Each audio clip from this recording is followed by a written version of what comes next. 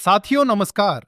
आज जो जानकारी आप सुनने जा रहे हैं वो सिर्फ एक अपडेट नहीं बल्कि उन लाखों पेंशनर्स की वर्षों पुरानी उम्मीदों का जवाब हो सकती है जिनकी जिंदगी हर महीने की पेंशन पर टिकी हुई है।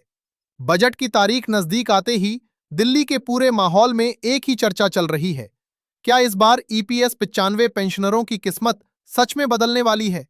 क्या सरकार ने आखिरकार वो फैसला कर लिया है जिसका इंतजार 75 लाख परिवार पिछले दशक से कर रहे थे?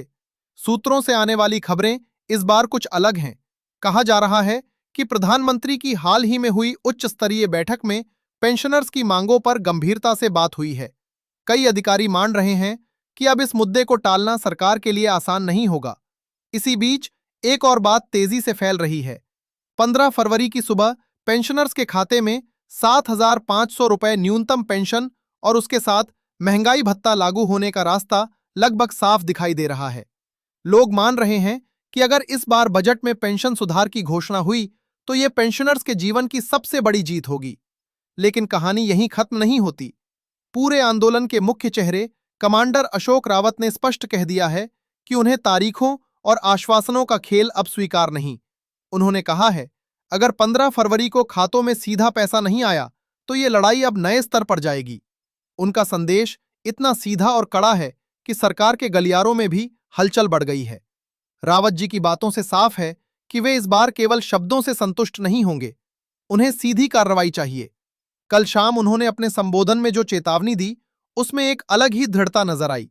उन्होंने कहा कि अगर सरकार ने नोटिफिकेशन जारी नहीं किया या पैसे ट्रांसफर नहीं किए तो पेंशनर्स का धैर्य जवाब दे देगा और देश भर में आंदोलन शुरू होंगे। ऐसे आंदोलन जिन्हें रोक पाना किसी के लिए आसान नहीं होगा। सरकार को भी पता है कि ये मुद्दा सिर्फ पैसों का नहीं है, ये उन बुजुर्गों की इज्जत का सवाल है जिन्होंने अपनी पूरी जिंदगी देश की सेवा में लगा दी। वित्त मंत्रालय की एक आंतरिक रिपोर्ट भी चर्चा में है जिसमें बताया जा रहा है कि 7,500 रुपए के आंकड़े पर सहमति बनने लगी है। ये सुनकर कई पेंशनर्स में उम्मीद जगी है कि इस बार मामला सिर्फ मीटिंग और फाइलों में नहीं रुकेगा बल्कि जमीन पर लागू होगा। रावत जी और उनकी पूरी टीम ने जिस तरह से सरकार पर दबाव बनाया है उसका असर साफ दिखाई देने लगा है। परंतु एक और बड़ी खबर सामने आई है जिसने चर्चा को और तेज कर दिया है। बताया जा रहा है कि श्रम मंत्रालय के वरिष्ठ अधिकारियों की एक इमरजेंसी मीटिंग शास्त्री भवन में देर रात हुई। ये मीटिंग साफ संकेत देती है कि सरकार इस दबाव से बच नहीं सकती। रावत जी की सख्त चेतावनी ने सरकार को जल्द निर्णय लेने के लिए मजबूर कर दिया है। लेकिन रावत जी ने पहले ही कह दिया है कि 7,500 से 1 रुपए भी कम स्वीकार नहीं किया जाएगा। उनका कहना है, हमें ऐसा समाधान चाहिए जो स्थायी हो, कोई भी बीच का रास्ता या आधा अधूरा प्रस्ताव मंजूर नहीं होगा। पेंशनर्स की ओर से इस बार बिल्कुल स्पष्ट संदेश दिया गया है कि उनकी मांग न तो नई है और न ही असंभव। वे सिर्फ इतना चाहते हैं कि उन्हें सम्मानपूर्वक जीवन जीने लायक पेंशन मिले। सोचिए, जिस इंसान ने 30 से 35 साल नौकरी की, जिसकी जिंदगी देश की व्यवस्था को संभालने में बीती, क्या उसे बुढ़ापे में इतनी कम पेंशन मिलनी चाहिए कि वो दवाइयों और रोजमर्रा की जरूरतों के लिए संघर्ष करे? रावत जी ने भी अपने संबोधन में यही दर्द व्यक्त किया। उन्होंने कहा कि आज जब महंगाई इतनी बढ़ गई है, गैस सिलेंडर 1,000 के पार है, खाने पीने की चीजें महंगी हो चुकी हैं, तब 1,000 या 1,500 की पेंशन में कोई कैसे जिंदा रह सकता है? इसलिए इस बार मांग सिर्फ पेंशन बढ़ाने की नहीं है बल्कि इसे महंगाई भत्ते से जोड़ने की है, ताकि मूल्य वृद्धि के साथ पेंशन भी बढ़ती रहे और पेंशनर्स की मुश्किलें कम हों। इसी बीच सोशल मीडिया पर एक फोटो वायरल हो रहा है जिसमें दावा है कि पीएमओ ने 7,500 प्लस डीए की फाइल पर साइन कर दिए हैं। हालांकि इसकी आधिकारिक पुष्टि अभी नहीं हुई है, लेकिन लोगों का मानना है कि जहां इतनी चर्चा हो वहां कुछ न कुछ जरूर चल रहा होता है। रावत जी से जब इस बारे में पूछा गया तो उन्होंने सिर्फ इतना कहा, इंतजार का फल मीठा होता है। उनकी मुस्कान और कम शब्दों में दिया गया जवाब कई संदेश छिपाए हुए है। अब सवाल यह है कि बजट के दिन क्या सच में पेंशनर्स को वो बड़ी खबर मिलेगी जिसका वे लंबे समय से इंतजार। कमांडर अशोक रावत ने अपने हालिया संदेश में साफ कहा है कि ये लड़ाई अब अंतिम दौर में है। उन्होंने देश भर के जिला प्रतिनिधियों के साथ वीडियो कॉन्फ्रेंस के जरिए चर्चा की और एक ही बात दोहराई, इस बार समाधान लेकर ही रहेंगे। उनका कहना है कि वर्षों से जो आश्वासन दिए जाते रहे अब वे स्वीकार्य नहीं हैं। इस बार निर्णय जमीन पर दिखना चाहिए। सूत्रों के मुताबिक सरकार ने उन पेंशनर्स का डेटा मंगवाया है जिनकी पेंशन 2,000 रुपए से कम है। यह संकेत देता है कि सरकार किसी बड़े आर्थिक प्रावधान की तैयारी कर रही है। अगर ऐसा है तो संभव है कि बजट में न्यूनतम पेंशन की नई सीमा तय की जाए। लेकिन पेंशनर्स के प्रतिनिधि स्पष्ट कर चुके हैं कि उनकी मांग 7,500 रुपए प्लस महंगाई भत्ता से कम पर नहीं रुकेगी। रावत जी ने कहा कि यह सिर्फ एक रकम का सवाल नहीं है, यह उस सम्मान का प्रश्न है जो हर बुजुर्ग को मिलना चाहिए। उन्होंने भावुक होकर यह भी कहा कि कई साथी इस आंदोलन के दौरान हमें छोड़कर चले गए और उनकी आत्मा तभी शांत होगी जब पेंशनर्स को न्याय मिलेगा। उनके शब्दों में दर्द भी था और दृढ़ता भी। अगर बजट में घोषणा होती है तो क्या पैसा तुरंत खातों में आएगा?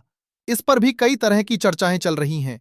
कुछ जानकारों का कहना है कि सरकार डायरेक्ट बेनिफिट ट्रांसफर के माध्यम से शुरुआत में एक अंतरिम राशि ट्रांसफर कर सकती है और बाद में औपचारिक अधिसूचना जारी कर सकती है।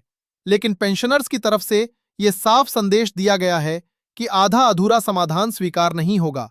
कमांडर अशोक रावत ने यह भी संकेत दिया है कि अगर 15 फरवरी को स्पष्ट घोषणा नहीं हुई तो देश भर में व्यापक आंदोलन की तैयारी है। उन्होंने कहा कि पेंशनर्स शांतिपूर्ण तरीके से अपनी आवाज उठाएंगे, लेकिन इस बार उनकी संख्या और एकजुटता दोनों अलग स्तर पर होंगी। उनका मानना है कि सरकार को यह समझना होगा कि बुजुर्गों का आशीर्वाद और समर्थन किसी भी लोकतंत्र की ताकत होता है।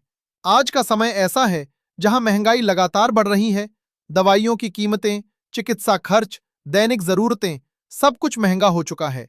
ऐसे में न्यूनतम पेंशन का स्तर बढ़ाना केवल आर्थिक निर्णय नहीं बल्कि सामाजिक जिम्मेदारी भी है।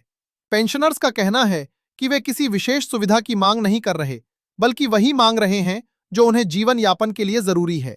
सोशल मीडिया पर चल रही चर्चाओं ने भी इस मुद्दे को और तेज कर दिया है। कई जगहों पर यह कहा जा रहा है कि इस बार सरकार चुनावी समीकरणों और सामाजिक संतुलन को ध्यान में रखते हुए बड़ा निर्णय ले सकती है। हालांकि जब तक आधिकारिक घोषणा नहीं होती, तब तक किसी भी दावे को अंतिम नहीं माना जा सकता। रावत जी ने अपने अंतिम संदेश में कहा, हमने अपनी पूरी जिंदगी देश और व्यवस्था को दी है। अब समय है कि व्यवस्था हमें सम्मानपूर्वक जीवन दे। यह वाक्य लाखों पेंशनर्स के मन की आवाज बन चुका है। अब सबकी नजर 15 फरवरी की सुबह 11 बजे पर है, जब बजट भाषण शुरू होगा। क्या उस भाषण में ईपीएस 95 पेंशनर्स का जिक्र होगा? क्या न्यूनतम पेंशन 7,500 रुपए प्लस डीए की घोषणा सच साबित होगी, या फिर संघर्ष का एक और अध्याय शुरू होगा? जो भी हो, यह तय है कि इस बार पेंशन का मुद्दा केवल चर्चा तक सीमित नहीं रहेगा। पेंशनर्स की एकजुटता और उनका संकल्प सरकार के सामने स्पष्ट संदेश रख चुका है। आने वाले कुछ घंटे यह तय करेंगे कि यह संघर्ष जीत में बदलता है या आंदोलन के नए चरण में प्रवेश करता है। 15 फरवरी की तारीख इतिहास लिखेगी। या तो यह दिन लाखों बुजुर्गों के जीवन में नई सुबह लेकर आएगा, या फिर एक बड़े आंदोलन की शुरुआत बनेगा। फैसला अब सरकार के हाथ में है, लेकिन उम्मीद और विश्वास अभी भी जीवित है।